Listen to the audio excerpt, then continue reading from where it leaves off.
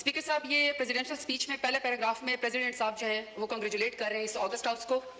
Sir, second paragraph में वो inspiration ले रहे हैं और गाइडेंस ले रहे हैं कायद आज़म मोहम्मद अली जिन्ना से, शहीद जुल्फ़िकार अली भुट्टो से, शहीद मोहतरमा बेनज़ीर भुट्टो से।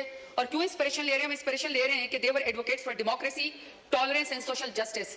और सर, जारी बात है, अगर मैं यहाँ पे मेरा पैराग्राफ हो तो मैं ये कहूँगी कि मेरी इंस्पिरेशन कायद आज़म मोहम्मद अली जिन्ना के साथ साथ मेरे लीडर इमरान खान के नाम पे भी है। अब सर, अगले पेज पे प्रेसिडेंट साहब फरमाते हैं कि शहीद मोहतरमा Benazir Bhutto was a champion for women's right and always went an extra mile in advancing the women's. Speaker साहब, मैं आपकी तवज्जो हासिल करना चाहती हूँ प्लीज। अब सर, ये विमेन एम्पावरमेंट के ऊपर प्रेसिडेंट साहब ने बेनज़ीर भुट्टो साहिबा से इंस्पिरेशन लिए। सर, हम भी कदर करते हैं, लेकिन सर जो हमारे मुल्क के अंदर इस वक्त इशारियां हैं, पाकिस्तान में मर्द सियासतदानों को तो छोड़े, खवातीन सियासतदानों के साथ 9 मई के नाम पे और इमरान खान का साथ न छोड़ने के नाम पे सियासत का मुकाबला सियासत से नहीं, सियासत का मुकाबला चादर खींचने से, खुनरेजी करने से और इज्जतों की पामाली से शुरू किया है। सर, ये मेरे पास रिपोर्ट है HRCP 2020 की। सर, इसकी रिसर्च कहती है कि 90% पाकिस्तानी खवातीन ने कहीं पर भी जिंदगी के किसी हिस्से में डोमेस्टिक वायलेंस का वो शिकार हुई है। तो स्पीकर साहब, जब 90% खवातीन कहीं पर डोमेस्टिक वायलेंस का शिकार हुई हैं, वहां पे कोई आदमी जिसका ज़हनी तवाज़ुन शायद दुरुस्त ना हो और अपने आप को बड़ा इंपावर्ड समझता हो, मेल शॉविनिज्म है, वो बंद दरवाजों के पीछे किसी खातून के ऊपर जो है वो तशद्दुद करता है ताकि उसकी चीखें सुनाई ना दे। जब घर के बड़े उसको जमा करते हैं और उसको बुलाते हैं कि तुमने खातून के ऊपर तशद्दुद क्यों किया, तो सर वो भी मुंह छुपाए फिरता है। लेकिन पाकिस्तान एक ऐसा इस्लामी जमहूरिया पाकिस्तान एक ताकत है जिसमें नवाज शरीफ की मां पे, जिसमें शहबाज शरीफ की मां के ऊपर खवातीन को सड़कों के ऊपर घसीटा जाता है, उनकी चादर खींची जाती है, उनको पर वाटर कैनन इस्तेमाल किए जाते हैं, लाठी चार्ज होता है, उनको पर FIR की जाती है, चादर और 4 दीवार को पामाल किया जाता है, लेकिन किसी को शर्म नहीं आती है, किसी को शर्म नहीं आती है। स्पीकर साहब, कहा गया कि जी सियासत में सबका हक है और इसमें लिखा हुआ है कि जी टॉलरेंस होनी चाहिए। अगर टॉलरेंस होनी चाहिए तो स्पीकर साहब, किसी के साथ तो किसी के वालिद साहब, किसी के दादा साहब कोई वजीर थे, पाकिस्तान की खिदमत की थी, कहीं पर किसी का जो है वो पीरी मुरीदी का मामला है, कहीं पर जो है वो किसी वजीर और मुशीर के या किसी का कहता है कि जी मैं फलाने तुम अंदाज सरदार का बेटा और बेटी हूं। लेकिन स्पीकर साहब, मेरा सवाल है कि अगर मैं NA 185 पे जरताज गुल वजीर डेरा गाजी खान से इलेक्शन लड़ना चाहती हूँ, तो क्या डेरा गाजी खान मेरे लिए नो गो एरिया था कि आप मेरे प्रपोजर और सिकंदर को भी अगवा करें, आप मेरे घर का मुहासरा करें, जब मैं घर से निकलूं तो आप मेरे ऊपर लाठी चार्ज करें? पूरे डेरा गाजी खान ने देखा कि पूरे डेरा गाजी खान की जितने भी पुलिस एनफोर्समेंट थी, इंतजामिया थी, वो एक साइड के ऊपर खड़ी थी और मुझे पाकिस्तानी चौक पे कॉर्डन ऑफ करके अकेला वहां पे खड़ा किया हुआ था। किसी को शर्म नहीं आई है, किसी को कोई फर्क नहीं वहां पे पड़ा। जब घर से बाहर निकलो तो कहते हैं कि आप NOC दो। कौन से आईन कानून में स्पीकर साहब होता है कि घर से निकलने के लिए आपको NOC चाहिए? बाप दादा ने मस्जिद बनवाई, नमाजों के ऊपर दरवाजे बंद कर दिए, क्योंकि जरताज गुल के घर के सामने जो वो मस्जिद है, वहां पे मार्केट थी तो मार्केट के दरवाजे बंद कर दिए। उन्होंने कहा ईद और चांद रात के ऊपर भी यहाँ पे कोई खरीदो फरोख्त नहीं होगी, क्योंकि शायद ये इस मार्केट में यहाँ पे जरताज गुल रहती है। मेरे खानदान की खवातीन स्पीकर साहब शरई पर्दा करती हैं। 10-10 दफा मेरे घर के ऊपर जब रेड किया गया, दरवाजे तोड़े गए, लाते मार के पुलिस आई, तो वहां के सारे वो बापर्दा खवातीन घर छोड़ के चली गई। तो आप कहते हैं कि आपको सियासत का हक है। मानते हैं हम बेनज़ीर भुट्टो साहबा की हम इज्जत करते हैं क्योंकि पहले वजीर आजम थी खातून, लेकिन एक दूसरी भी तो है ना जो टिकटॉकर वजीर आला जो कहती है कि खवातीन मेरी रेड लाइन है। रेड लाइन के बाद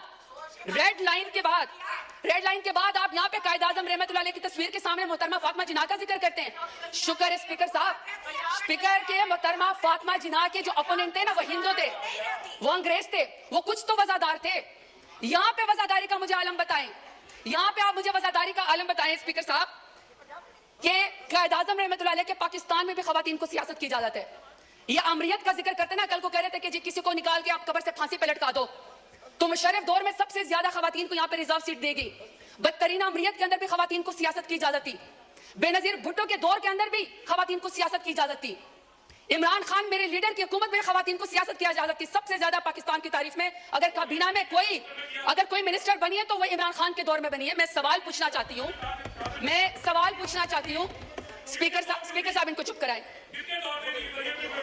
ऑर्डर इन द हाउस, मोहतरमा बोले। स्पीकर साहब, मैं सिर्फ सवाल पर यह करना चाहती हूँ कि जब नवाज शरीफ का दौर आएगा, जब शहबाज शरीफ का दौर आ गया, तो क्या खवातीन के ऊपर सियासत के दरवाजे बंद होंगे? हमेशा उनकी कैरेक्टर असैसिनेशन होगी, हमेशा उनको जेलों के अंदर डाला जाएगा? मैं सवाल पूछना चाहती हूँ स्पीकर साहब, मैं सवाल पूछना चाहती हूँ कि रेहाना डार साहिबा जो सियालकोट में, जिसका तो 9 मई से भी कोई ताल्लुक नहीं था, बेटी की सीट पर इलेक्शन लड़ना चाह रही थी, वालदा की उम्र की खातून है, आपने यहाँ पे एक बंदे को जितवाने के लिए पुलिस के जरिए उसके गिरबान में हाथ डाला, आसमान भी कांपा होगा।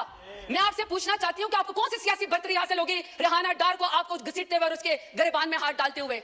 स्पीकर साहब, हमने तो सुना था कि फलस्तीन में, कश्मीर में मकबूजा जगहों पे यहूदी और हिंदू जो खवातीन के खिलाफ टॉर्चर करते हैं, उनको हरास करते हैं ताकि उनको कोई जो है उसके ऊपर बर्तरी हासिल हो जाए।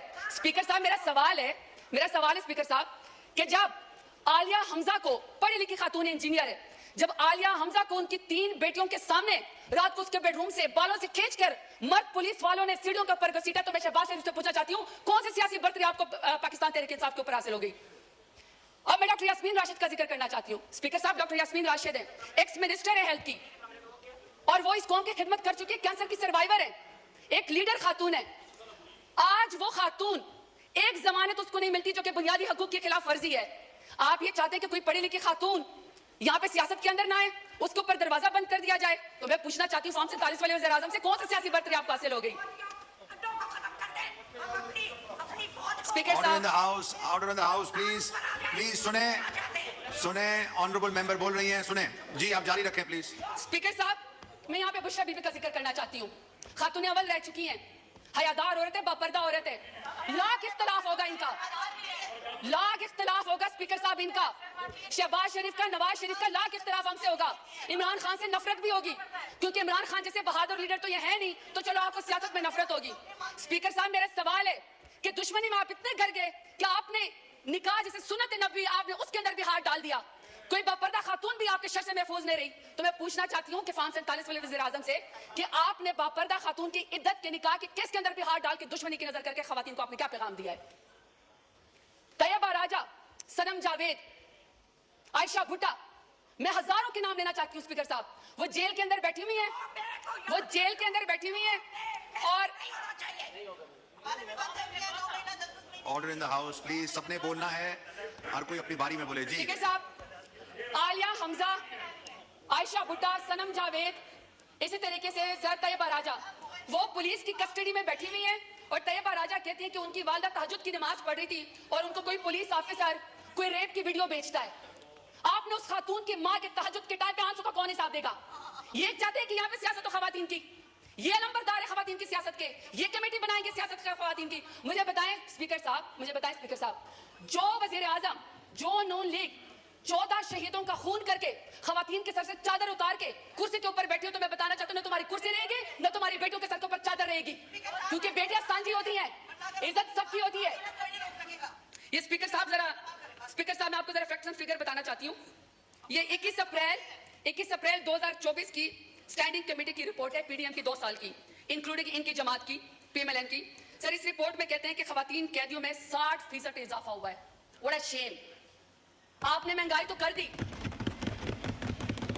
कितनी शर्मनाक बात है कि आपसे मुल्क को संभाला नहीं जा रहा। आप कश्मीरियों का खून करते हैं, आप खवातीन को सड़कों के ऊपर घसीटते हैं, आप किसानों की पटकी उतारते हैं, लेकिन आपके पोर्टफोलियो पे माशाल्लाह से क्या है कि 60% खवातीन का इजाफा हुआ है कैदियों में। इसका हिसाब हमें कौन देगा। चले छोड़े, हम नहीं मानते। आप हमारी रिपोर्ट को, हमारी इस बात को ये रद्द कर दे, क्योंकि मैं तो पीटीआई की हूँ। जरा अपने माई बाप अमेरिका सुपर पावर की स्टैंडिंग कमेटी की जरा इनकी रिपोर्ट पढ़े। ये जी स्पीकर साहब, ये स्टेट डिपार्टमेंट की ह्यूमन राइट्स कमेटी की रिपोर्ट से जरा ये पीएमएलएन का मैं आपको जरा इनका पोर्टफोलियो बताना चाहती हूँ। वो कहते हैं इनकी नून लीग की पहली हुकूमत का खासा है अगवा, अबडक्शन, दूसरा है जाली मुकदमात, तीसरा है सियासी मुखालफिन का कत्ल, फिर है दौरे हिरासत, जिस्मानी रिमांड, फिर है सियासी कारकुनान को हरासा करना, जमानत मिलने के बावजूद दोबारा गिरफ्तार करना, जजों पर इंसाफ न करने के लिए उनके वीडियोस बनाना, शहरियों की जिंदगी को में गैर कानूनी तौर पर मुदाखलत करना, सहाफियों को सच बोलने से रोकना, एहतजाज और नकलो हरकत को रोकना, सियासी सरगर्मियों से ताकत के जोर पर रोकना, और माशाल्लाह रिश्वत, भत्ताखोरी और अकरबा परवी, ये इनका पोर्टफोलियो पीएमएलएन का। और यहाँ पे आके जाते हैं इमरान खान का मुकाबला करने के लिए। शुक्रिया।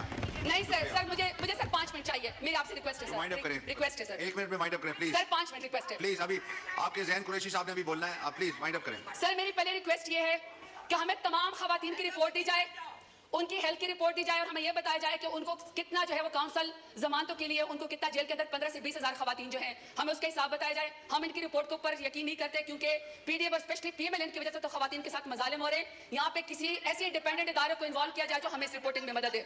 दूसरा सर, दूसरा सर 22.5 मिलियन जो बच्चियां स्कूलों से बाहर है, उसमें सबसे बड़ी तादाद जो है वो स्कूल की बच्चियों की है। सर हमें उसका टारगेट बताया जाए कि कब होगा। सर तीसरा, खवातीन बस ये सियासतदानों को, सर एक सेकंड सर प्लीज, खवातीन सियासतदानों को सर जब आप गिरफ्तार करने के लिए आते हैं, खुदा का वास्ता सर कोई मर्द नुमाइंदा या कोई सर एहलकार जो है उनको ना घसीटे, ना उनको सर हरासा करे, बल्कि सर उनको बुलाएं, खुद खवातीन जो है जाके थाने में पेश हो जाएगी।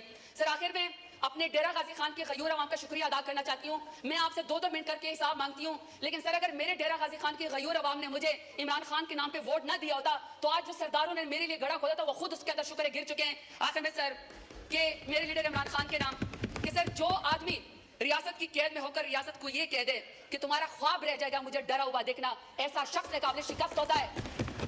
सर इनसे कहे शुक्रिया शुक्रिया जी। सरदार मोहम्मद यूसुफ साहब, इसके बाद फिर जैन